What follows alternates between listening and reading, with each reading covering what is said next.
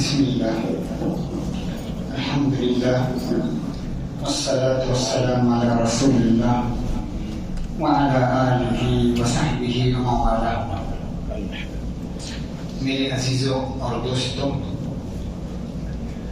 معاشرے کی بگاڑ اور معاشرے کی انتشار اور خدشات یا جو بگاڑ مختلف قسم کے زاویے سے پیش آتا ہے، چاہے روحانی ہو، جسمانی ہو، یا اجتماعی ہو، یا خاندانی ہو، یا ازدواجی ہو، یہ بگاڑ آتے رہتے ہیں اور اسلام نے ان بگاڑ کا حل بھی بتا دیا۔ کتاب اللہ کو بھیج کر، نبی کو بھیج کر پورے اصول اور طریقے بھی بیان کر دیے۔ ایک محفل تھی جس میں گفتگو ہو رہی تھی کہ بعض علماء اور شہر کے اساتین اور عمائدین جمع تھے، تو ازدواجی طور پر یا مختلف سلسلے میں جو بگاڑ آئے اس کا سبب کیسے ہو، کس طرح وہ بگاڑ دور کیا جائے، ازدواجی طور پر، معاشرتی طور پر جو بگاڑ آئے ان کی اصلاح کیسے ہو، ان پر اس پر گفتگو ہو رہی تھی۔ دیکھیے میرے عزیزوں، دو چیزیں ہیں، ایک ری ایکشن ہے، ایک ہے پرو ایکشن ہے۔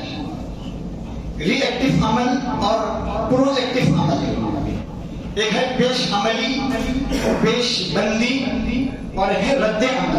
دو چیزیں ہیں، رد عمل اور پیش بندی اور پیش عملی، ری ایکٹیونیس، پرو ایکٹیونیس۔ ری ایکٹیو عمل، پرو ایکٹیو عمل، دونوں میں فرق ہے۔ عموماً معاشرہ ری ایکٹیو کی طرف توجہ دیتا ہے، ری ایکشن کی طرف توجہ دیتا ہے، لیکن پرو ایکشن کی طرف اس کی توجہ بہت کم جاتی ہے۔ اور اسلام اسی پر زور دیتا ہے، پرو ایکٹیو پر زور دیتا ہے، پیش عملی پر زور دیتا ہے، پیش بندی پر زور دیتا ہے۔ بگاڑ آ ہی نہ پائے، بگاڑ کے قریبی معاشرہ نہ پھٹ کے بگاڑ دری نہ آئے، یہ اسلام کا مقصد ہے۔ اور آج دیکھیے اس طرح ادارے قائم ہیں، بہت سے شادی کونسلنگ کے ادارے بہت سے قائم ہیں، اور ویلنس کے ادارے قائم ہیں، ہیلدی ادارے قائم ہیں۔ اگر معاشرہ اگر پیش عملی اور پیش بندی کی طرف توجہ دیتا، پرو ایکشن یا پرو ایکٹیو کی طرف توجہ دیتا، تو ہمارے ہسپتال مریضوں سے نہ بھرتے، ہماری عدالتیں اور محکمہ شریعہ قضایا سے نہ بھرے ہوتے، ہماری جیلیں مجرموں سے نہ پٹی ہوتی۔ اگر پرو ایکٹیو کی طرف ہماری توجہ ہوتی، پیش بندی اور پیش عملی کی طرف توجہ ہوتی، تو یہ نہ پیش آتا ہے۔ ہمارا ہر عمل رد عمل کے طور پر، ہر عمل ہمارا رد عمل کے طور پر پیش آتا ہے، پیش عملی اور پیش بندی کی طرف ہماری توجہ بہت کم جاتی ہے۔ اس لیے کہتے ہیں وقت کرتا ہے پرورش برسوں، حادثہ ایک دم نہیں ہوتا۔ وقت کرتا ہے پرورش برسوں، حادثہ ایک دم نہیں ہوتا۔ معاشرے کی بگاڑ کی اگر اصلی وجہ پر غور کیا جائے تو ہمارا تربیتی نظام جو ہے، تربیتی سسٹم ہے، اس کی توجہ علاج کی طرف ہے، دوا دارو کی طرف ہے، لیکن بچاؤ کی طرف، احتیاط کی طرف توجہ کم جاتی ہے۔ پرو ایکٹیونیس کی طرف توجہ ہماری بہت کم جاتی ہے، رد عمل کے طور پر۔ اسی ہم دیکھتے ہیں مجرم، پولیس مجرموں کو چھوڑ دیتے ہیں، ڈھیلے چھوڑ دیتے ہیں، جرم کریں ڈھیلی اس کی رسی چھوڑ دیتے ہیں، پھر وہ بڑا مجرم بن جاتا ہے تو اس کو پکڑ کر جیل میں ڈال دیتے ہیں۔ اگر پہلی اس پر روک لگائی جاتی یا انٹیلیجنس ادارے ہوتے ہیں، وہ بھی چھوڑ دیتے ہیں مجرم کو، جرم کریں۔ جب حد پار کر جاتا ہے تو اسے پکڑ کر جیل کی نظر کیا جاتا ہے۔ کیا فائدہ؟ یہ ادارے اگر ان کی توجہ مجرموں کی طرف یا خراب کام کرنے والوں کی طرف توجہ شروع سے ہوتی، شروع نظر رکھے ہوتے اور پہلے ان کی پکڑ ہوتی، تو پھر ہمارا معاشرہ جرائم پیشہ لوگوں سے پٹا ہوا نہ ہوتا، مجرم زیادہ نہ پائے جاتے۔ تو ہم نے ڈھیل کی، مجرم کو مجرم بننے دیا، رسی ڈھیلی کر دی، پھر دہشت گرد یا فلاں بننے کے بعد اس کو پکڑ لیا۔ تو یہ وجہ ہے ری ایکٹیو اور پرو ایکٹیو کی طرف، ری ایکشن اور پرو ایکشن، پیش عملی، پیش بندی اور رد عمل، یہ بہت اہم چیز ہے معاشرے کے لیے۔ آپ اس کی مثال غور کیجیے، ہم لوگ گاڑی خریدتے ہیں، سائیکل یا ٹو ویلر خریدتے ہیں یا کار خریدتے ہیں، تو اس کو ہم دکھاتے ہیں بار بار، 3 مہینے میں ایک بار اس کی سروس ہوتی ہے، 3 مہینے میں ایک بار اس کو دکھایا جاتا ہے، اس کی چیکنگ ہوتی ہے، سروس ہوتی ہے، انجن آئل دلوایا جاتا ہے، اور میکینک والا کہتا ہے اگر 3 مہینے 4 مہینے میں یا اتنے میٹر ہونے پر اگر انجن آئل نہیں ہوگی تو گاڑی خراب ہو جائے گی، تو آپ کو انجن کے لیے 3000 کے بجائے 10,000 کا خرچہ آئے گا، انجن خراب ہو جائے گا 10,000 کا خرچہ آئے گا۔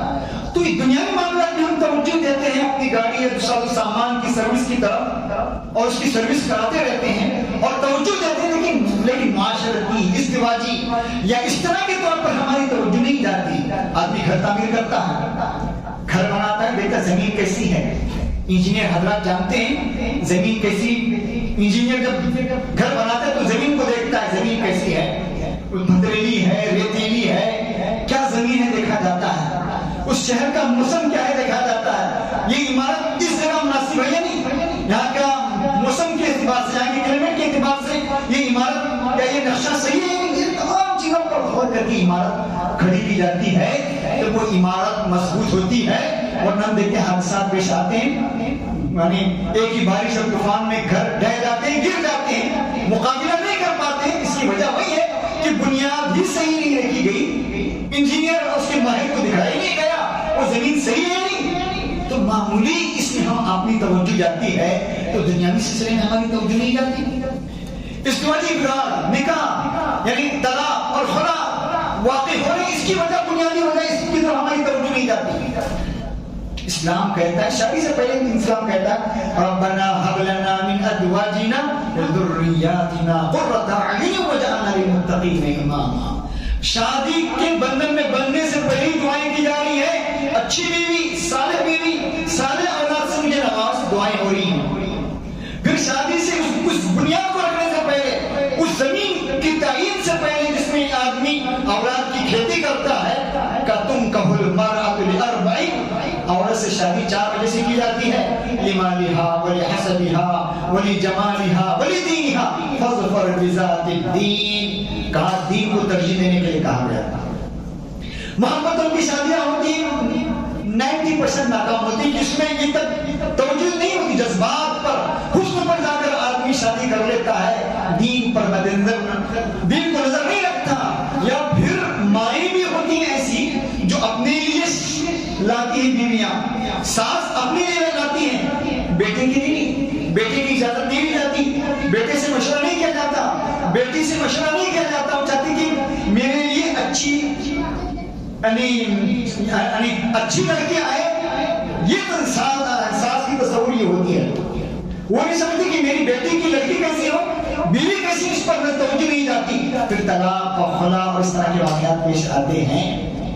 تو یہ بہت سی وجوہات میں اس کی یہی وجہ ہے، محبت کی شادیاں یا ماں باپ کا صحیح طور پر یعنی چوز نہ کرنا، اور ماں باپ کو اپنے لیے بہو لے آنا، بہو کی طرف توجہ ہونا، اپنے بیٹے کے لیے بیوی کی طرف توجہ نہ جانا، یہ بہت سے اسباب ہیں۔ خلا کثرت سے ہو رہے ہیں، خلا کثرت سے ہو رہے ہیں طلاق کے بجائے۔ ایک تو دیکھیے مرد کم ہے، ضبط ولادت اور اس طرح کی وجہ سے بیویاں کم ہیں، یعنی لڑکیاں کم ہیں، لڑکی زیادہ ہو رہے ہیں۔ کتنے ایسے لڑکے ہیں جو بیچارے لڑکیاں ڈھونڈ رہے ہیں، مناسب جوڑا نہیں ملتا لڑکیوں کی کمی کی وجہ سے۔ اب شیر ہوتی لڑکیاں بھی، لڑکیوں کو بھی معلوم ہو جاتا ہے، لڑکیوں کو بھی معلوم ہو جاتا ہے۔ پہلے زمانہ یہ تھا کہ شادی ہوتی تھی، طلاق ہونے کے بعد، خلا کے بعد لڑکا ڈھونڈنے سے نہیں ملتا تھا، اب تو لڑکیاں بھی جانتی ہیں کہ لڑکی مل جاتی ہیں۔ میرے عزیزوں، نکاح کاؤنسلنگ نہیں ہوتی، شادی اس کے بندھن سے معمولی چیز آدمی خریدتا ہے، اس کے لیے تمام طور طریق سیکھتا ہے، کوئی مشین، کوئی موبائل خرید رہا ہے، لیکن ایک بڑی زندگی کی طرف جا رہا ہے، 60 سال 70 سال کسی کے ساتھ رہنا ہے اور پوری زندگی عبادت ہے، اس کی طرف توجہ نہیں جاتی، کاؤنسلنگ نہیں ہوتی، تربیت نہیں ہوتی۔ آج ہم دیکھتے ہیں بنگلور، مدراس وغیرہ میں کاؤنسلنگ کے ادارے ہیں، کاؤنسلنگ کے ادارے ہیں، لڑکی اور لڑکے کے شادی کے بندھن میں بندھنے سے پہلے ہی ان کی تربیت ہوتی ہے، 3 مہینے کا کورس، 2 مہینے کا کورس۔ ہم تو کہتے ہیں کہ ہر محلے میں اس طرح کی کمیٹیاں ہونی چاہیے، ہر کلب میں علماء کی یہاں بہتات ہے، 1000-1500 علماء ہوں گے پورے بھٹکل میں، تو ہر محلے میں اس طرح کی کاؤنسلنگ کا نظام ہونا چاہیے، ہر محلے میں ہر کلب میں علماء کی تعین کی جائے اور اس طرح کے تربیتی پروگرام رکھے جائیں۔ لڑکی شادی کے بندھن میں بندھ رہی ہے، لڑکا شادی کے بندھن میں بندھ رہا ہے، اس کی تربیت ہونی چاہیے، کس طرح ہونا چاہیے، زندگی کیسے گزارنی چاہیے۔ ایک زمانہ تھا لڑکیاں شادی کے بندھن میں بندھنے سے پہلے 2 سال پہلے تیاری ہوتی تھی۔ ایک زمانہ تھا بہشتی زبر پڑھایا جاتا، اس طرح کی کتابیں پڑھائی جاتی، انہیں سکھایا جاتا 2 سال پہلے۔ اب تو دیکھیے لڑکے آتے ہیں علماء کے پاس 1 دن پہلے، شادی کے 1 دن پہلے آتے ہیں۔ ہمارے یہاں پروگرام ہوتے ہیں، شادی کے 1 ہفتے پہلے 1 گھنٹے کا پروگرام ہو گیا، تربیت ہو گئی۔ تو میرے عزیزوں، یہ اس کی طرف توجہ دینی چاہیے، پرو ایکٹیو کی طرف توجہ دینی چاہیے۔ اگر پرو ایکٹیو کی طرف، پرو ایکشن کی طرف توجہ دی جاتی تو یہ ریئیکشن کے ادارے قائم کہ ہم ریئیکشن کے جو ادارے ہیں، عدالت محکمہ شریعہ، وہاں مسائل کی بھرمار نہیں ہوتی، کمی ہوتی۔ اسی طرح دیکھیے صحت کے سلسلے میں، دیکھیے آپ صحت کے سلسلے میں ہماری کیا توجہ ہے۔ آج ہسپتال بھر رہے ہیں، ہسپتال بھر رہے ہیں، کس طور پر؟ ریئیکشن کے طور پر، رد عمل کے طور پر۔ صحت کی طرف توجہ نہیں دی گئی، حفظان صحت کے حصول کا لحاظ نہیں رکھا گیا، تو پھر صحت برباد ہو گئی۔ اس لیے کہتے ہیں درہم وقایہ خیر من قنطار علاج۔ کتنی بہترین بات ہے، درہم وقایہ، یعنی 1 درہم کے برابر پرہیز اور احتیاط ڈھیر سارے علاج سے بہتر ہے۔ اس لیے علامہ ابن قیم کہتے ہیں بیماری میں بجائے دواؤں کے سہارا لینے کے بجائے غذا کا سہارا لیجئے۔ دواؤں میں، بیماری میں بجائے دواؤں کے سہارا لینے کے بجائے پہلے غذا کا سہارا لیجئے، غذا کے ذریعے سے مرض کو کم کرنے کی کوشش کیجئے، پھر دوا کی طرف توجہ دیجئے۔ یہ علم طب کا اصول ہے۔ ورنہ جو لوگ نئے ڈاکٹر ہوتے ہیں وہ تو ڈھیر ساری دوائیں دے دیتے ہیں، ڈھیر ساری دوائیں لکھواتے ہیں اور غذا اور پرہیز کی طرف توجہ نہیں دیتے۔ تو یہ معلومات ان کے اندر پختگی نہیں ہے، پختگی ہوتی تو بتاتے پرہیز کیا کیا جائے، دوا اور غذا کیسے استعمال کی جائے بتاتے، ڈھیر ساری گولیاں لکھ کر نہیں دیتے۔ اور جو ماہر ڈاکٹر ہوتے ہیں وہ دوائیاں کم دیتے ہیں، وہ جانتے ہیں کس طرح مرض کا ازالہ ہوتا ہے۔ ہارون رشید بادشاہ، اس کا ایک ڈاکٹر تھا، نصرانی ڈاکٹر تھا، عیسائی ڈاکٹر تھا۔ ایک دن علی بن حسین بن واقد سے کہا تمہاری کتاب میں علم طب کے بارے میں کوئی چیز نہیں ہے، تمہارے قرآن میں علم طب کے بارے میں کوئی چیز نہیں ہے، صحت کے سلسلے میں کوئی چیز نہیں ہے۔ تو علی بن حسین بن واقد نے کتنی بہترین بات کہی، اس نے کہا قد جمع اللہ الطب کلہ فی نصف آیہ، اللہ نے پورے علم طب کو ایک آدھی آیت میں جمع کر دیا، آدھی آیت میں جمع کر دیا۔ پھر کہنے لگے کلو واشربوا ولا تسرفوا، کھاؤ پیو اسراف مت کرو۔ پرو ایکٹیو دیکھا آپ نے، پرو ایکشن ہے، پرو ایکٹیو ہے، کھاؤ پیو لیکن اسراف نہ کرو۔ پورے علم طب کو نصف آیت میں جمع کر دیا۔ پھر اس نے کہا، علی بن حسین بن واقد نے کہا ہمارے نبی نے ایک ہی جملے میں پورے علم طب کو جمع کیا ہے، المعدہ بیت الداء، یہ معدہ جو ہے یہ بیماریوں کا گھر ہے، والحمیہ رأس کل دواء، اور پرہیز سب سے بہترین دوا ہے۔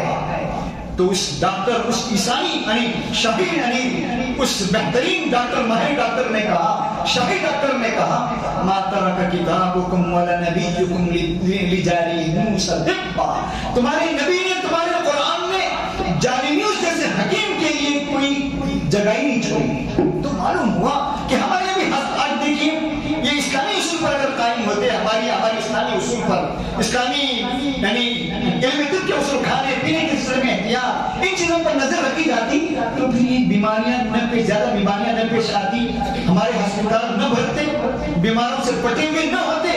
تو یہ بد احتیاطی ہے، ہم نے پرو ایکٹیونیس ری ایکٹیونیس کی طرف توجہ دی، لیکن پرو ایکٹیو کی طرف ہم نے توجہ نہیں دی۔ پیش عملی اور پیش بندی کی طرف ہماری توجہ نہیں رہی، رد عمل کے ہم شکار ہوتے رہے۔ اسی لیے ہم دیکھتے ہیں آج دیکھیے ویلنس کے سینٹرز قائم ہیں، صحت ہیلدی سینٹرز قائم ہیں، جہاں بتایا جاتا ہے کہ بیماری سے پہلے اس کو کہا جاتا ہے کیا کھانا ہے، کس طرح کھانا ہے۔ یا اگر ہم اسلامی اصولوں پر عمل کریں تو اس طرح کی ہم کو ضرورت میں پیش آئیں، محنت کریں، مزدوری کریں، جد و جہد کریں، چلیں، تو ہم کو ہسپتالوں کے بھرنے کی ضرورت پیش نہ آئیں۔ اجتماعیت کی حفاظت کے سلسلے میں اسلام نے کیا اصول بیان کیے؟ یہاں بھی غیبت، چغلی، حسد، چھل کپٹ، کینہ، بغض، عداوت سے ہمیں روکے رکھا۔ معاشرے جن کن چیزوں سے معاشرے میں بگاڑ آتا ہے، اجتماعیت کمزور ہوتی ہے، اتحاد کے اندر دراڑ پیدا ہوتا ہے، وحدت کے تار و پود بکھر کر رہ جاتے ہیں، یہ اصول اسلام نے بتائے۔ یعنی اس عمارت کو کھوکھلا کرنے والی کیا چیزیں ہیں؟ غیبت، چغلی، حسد، چھل کپٹ، کینہ، بغض، عداوت۔ پھر کہا کھلانا پلانا، یہ واطعموا الطعام، کھانا کھلاؤ، وصلوا بالافش السلام، سلام پھیلاؤ، واطعموا الطعام، کھلاؤ، وصلوا باللیل، رات میں نمازیں پڑھو، والناس نیام، لوگ اس وقت جب لوگ سوئے ہوئے ہوں، رواہ عبداللہ بن سلام۔ کھلانا پلانا، تحفہ تحائف دینا، ہدیے دینا، یہ محبت کی، اس لیے کہتے ہیں کسی تھنکر نے بہت اچھی بات کہی، دل کا راستہ پیٹ کے راستے سے ہو کر گزرتا ہے، دل کا راستہ پیٹ کے راستے سے ہو کر گزرتا ہے۔ تو اتحاد اور وحدت، اپنے برادران وطن کے ساتھ بیٹھنا، ان کے ساتھ چائے پینا، اچھی بھلی بات کہنا، واپس سے رہنا، ان کے غم میں شریک ہونا، غم میں شریک ہونا، یہ وہ چیزیں ہیں جو وحدت کی دیوار کو مضبوط کرنے والی ہیں، پوری انسانیت کو وحدت کی لڑی میں پھرونے والی ہیں۔ الخلق عیال اللہ، پوری انسانیت خدا کا پریوار ہے۔ فاحب الخلق الی اللہ، خدا کی پریوار میں خدا کا سب سے محبوب وہ ہے جو اپنی مخلوق کو فائدہ پہنچانے والا ہے۔ تو معلوم ہوا وحدت کیا ہونی چاہیے، اجتماعیت کیسے مضبوط ہونی چاہیے، اس کے بھی اصول بیان کر دیے۔ اسلام میں دیکھیے جہاں پرو ایکٹیونیس ہے، ری ایکٹیونیس بھی ہے۔ ری ایکٹیونیس بحیثیت مجبوری ہے، وہ امر المعروف نہی عن المنکر، اصلاحی کام، اصلاحی تحریکیں، یہ بھی بگاڑ آنے کے بعد درست کرنا، رینیول۔ اس لیے حدیث جددوا ایمانکم بقول لا الہ الا اللہ، اپنے ایمان کو تازہ کیا کرو لا الہ الا اللہ کے ذریعے سے۔ تمہارا ایمان زنگ لگتا ہے جس طرح کپڑا، تمہارے ایمان کو زنگ لگتا ہے، تمہارے ایمان کو زنگ لگتا ہے جس طرح کپڑا کے اندر خرابی آتی ہے۔ تو معلوم ہوا کپڑا جس طرح بوسیدہ ہوتا ہے، ایمان کے اندر بھی کمزوری آتی ہے۔ امام بخاری کہتے ہیں الایمان یزید و ینقص، ایمان بڑھتا بھی ہے گھٹتا بھی ہے۔ احادیث پر اور اللہ کے احکام پر عمل کیا جائے تو ایمان مضبوط ہوگا۔ یہ پرو ایکٹیو عمل ہے، ری ایکٹیو عمل بعد میں پیش آتا ہے۔ اگر معاشرہ مضبوط رہا تو ری ایکٹیونیس کی طرف ضرورت ہی پیش نہ آئے، رد عمل کی ہم کو ضرورت ہی پیش نہ آئے، پیش عملی اور پیش بندی سے معاشرہ کامیابی سے ہمکنار ہو جائیں۔ اس لیے دیکھیے قرآن نے صاف کہا لا تلقوا بأیدیکم الی التہلکہ، اپنے آپ کو ہلاکت میں نہ ڈالو کہا، شروع سے ہی کہا۔ تمام قرآن کے جتنے احکام دیکھیں، یہ نہ کرو، یہ نہ کرو، وہ نہ کرو، یہ نہ شراب نہ پیو، زنا نہ کرو، پوری چیزیں آپ دیکھیں۔ زنا کے قریب بھی نہ بھائی کو کہا، زنا کرنا دور کی بات، زنا کے قریب بھی نہ، آنکھوں کی حفاظت کرو، شرمگاہ کی حفاظت کرو۔ یہ تمام جو اصول بیان کیے قرآن نے، یہ سب پرو ایکٹیو ہے، پرو ایکٹیونیس ہے۔ اور پھر امر معروف نہی عن المنکر کا کام، اصلاح کا کام ری ایکٹیونیس ہے۔ ضرورت پیش آئے تو یہ کام بھی کرنے کی ضرورت ہے۔ اس لیے قرآن نے صاف کہا فمن اتبع ہدایا فلا یضل ولا یشقی، جو آدمی میری ہدایت پر عمل کرے گا، میری ہدایت کی پیروی کرے گا، وہ کبھی ضائع نہیں ہوگا، برباد نہیں ہوگا، ہلاکت کا شکار نہیں ہوگا۔ ومن اعرض عن ذکری فإن له معیشة ضنکا، جو میری ذکر سے، میرے قرآن سے اعراض کرے گا، اس کے لیے زندگی تنگ ہوگی۔ تو معلوم ہوا کہ آدمی کتاب اللہ اور سنت رسول پر اگر عمل کرے اور پوری احتیاطی تدابیر سے کام لے شروع ہی سے قرآن پر ہماری تربیت ایسی ہے. اب دیکھیں تعلیمی ادارے جس طرح ہسپتالز، عدالتیں، محکمہ شریعہ یا جیل، یہ ری ایکٹیو کے ادارے ہیں. تو تعلیم گاہیں، مدارس، کالجز، اسکولز، یہ سب پرو ایکٹیو کے ادارے ہیں. یہاں تربیتی نظام بھی اتنا مضبوط ہونا چاہیے کہ تعلیم کے ساتھ تربیت بھی توجہ دینی چاہیے، تربیت پر زور ہونا چاہیے. الحمدللہ ہمارے اسکولز اور کالجز اور مدارس میں دونوں سسٹم مضبوط ہے، اسے اور بھی مضبوط کرنے کی ضرورت ہے. پرو ایکٹیونیس کا کام تعلیم گاہوں کا ہے، مساجد کا ہے، علماء کا ہے، داعیوں کا ہے. وہ اگر اس میدان میں آگے آئے تو معاشرے کا بگاڑ ختم ہو جائے. یہ کچھ باتیں تھی جو میں نے آپ کے سامنے کہیں. اللہ تعالیٰ مجھے بھی آپ کو عبادت کرنے کی توفیق دے. وآخر دعوانا الحمدللہ رب العالمین.